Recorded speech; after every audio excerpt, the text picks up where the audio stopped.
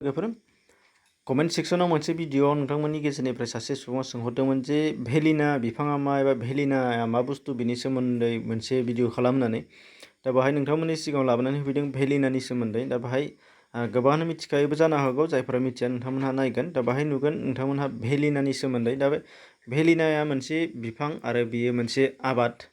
आरो बियो जोबोद बेसेन दङ आरो गाव हादर नाङैनो आबाद मावनायजों लोगोसे बाहेरायावबो गुबुन हादरावबो साप्लाय हरनो हानाय जायो दा बेनि सोमोन्दै नोंथांमोनहा फारि फारि फैदो नायलांदिनि बियो मोनसे आबाद जाय आबादा माने जोंनि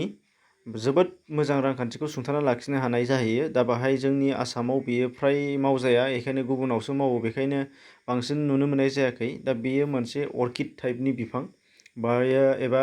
बेन्दों टाइपनि बिफां बेखौ गुबुननि सायावसो मानला होनाय जायो बेनिफ्राय बेनि फिथाइया मोनसे बिन टाइपनि फिथाइ बिन जिहेतु जोङो जायो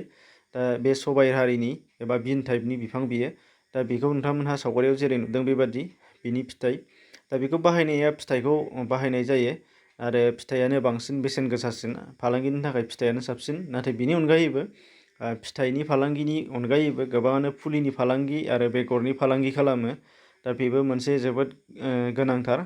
दा बेखौ नोंथांमोनहा अदेबानि इउटिउब एबा गुबुन गुबुन वेबसाइटफ्रावबो नोंथांमोनहा सार्च खालामनानै नायनो हानाय जागोन आरो मिथिनो हानाय जागोन गोबां एक्सपार्टफोरनिफ्राय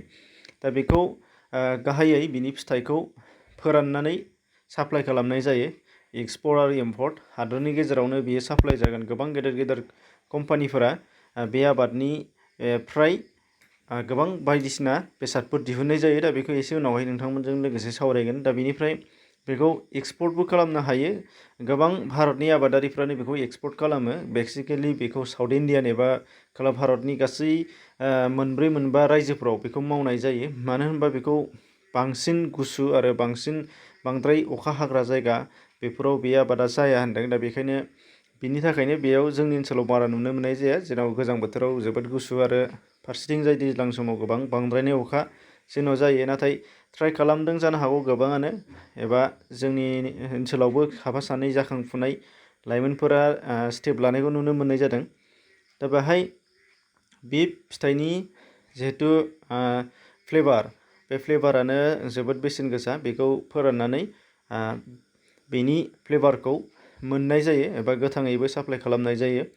दा बेनिफ्राय बेनि बेसेनखौ नोंथांमोनजों लोगोसे मिथिहोनो लुबैदों बाहाय नोंथांमोनहा गुबुन गुबुन वेबसाइटफोराव गुबुन गुबुन सेलिं पइन्टफोराव नोंथांमोना गुबुन गुबुन नुगोन बाहाय इन्डिया मार्टनिखौ एग्जाम्पल हिसाबैल' लाबोदों आरो नोंथांमोना सार्च खालामबानो नुगोन जे बाहाय मोनसे 100 ग्राम बेगर पेकेटनि बेसेना 5,000 किल'ग्राम किल'आव 5,000 मोनसे मा होनो बेगरनि बेसेना बेनिफ्राय आरोबाव जुदि बिनि फिथाइनि ब्लेक भेलिना बिन्सनि सोमोन्दै जुदि सावरायोबा केजियावनो 20,000 आरो बेनिफ्राय जुदि मादागास्कारनि प्रडाक्सन बा बेखौ 35,000 निफ्राय 40,000 मालाबा बबेबा 40नि एबावबो दिन्थिनाय नुनो मोननाय जायो दा बे आरो बेनि बायनाय फाननाय मा होनो पइन्ट नोंथांमोनहा नेटआव सार्च खालामबा नुगोन जायखिजाया क्रोम ब्राउजाराव नोंथांमोना अपेन खालामनानै जुदि सार्च खालाम भेलिनानि सेलार आरो भेलिनानि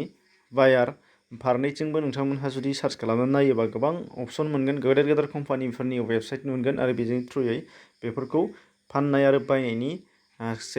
लिंक लानो हानाय जागोन आरो दा बेबायदि दा गोनांथिया जाहैबाय बेनिफ्राय गोबां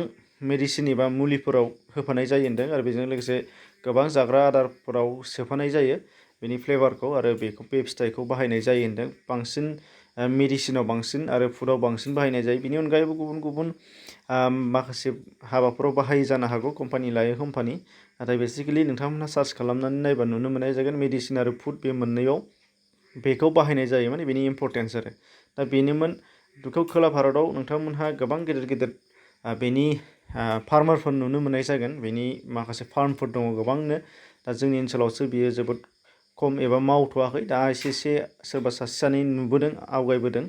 दा बेखौनो नोंथांमोनजों लोगोसे शेयार खालामदोंमोन एसेनोसै गोजोन्थों।